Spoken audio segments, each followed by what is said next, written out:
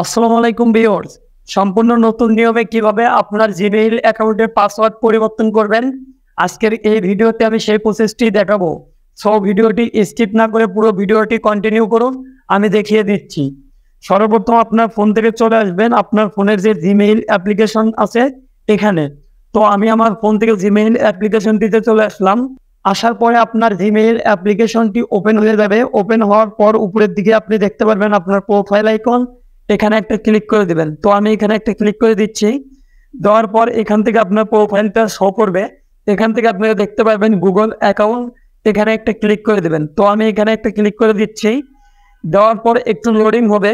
Loading হওয়ার পর আপনার সামনে এরকম একটা ইন্টারফেস শো করবে।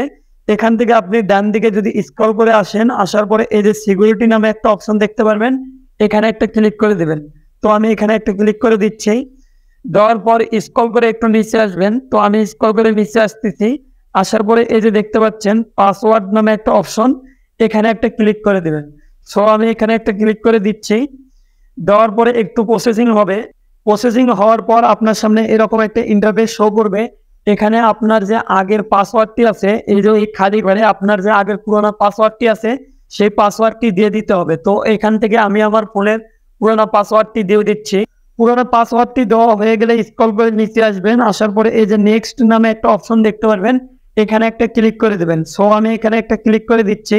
তো নেক্সটে ক্লিক করে দেওয়ার পর আপনার সামনে এরকম একটা ইন্টারফেস শো করবে। এখানে প্রথম যে ফাঁকা ঘরটা দেখতে পাচ্ছেন, এখানে আপনার যেই নতুন পাসওয়ার্ডটি সেট করতে চান সেই পাসওয়ার্ডটি দিয়ে দেবেন। তো আমি আমার নতুন পাসওয়ার্ডটি এখানে বসিয়ে দিচ্ছি।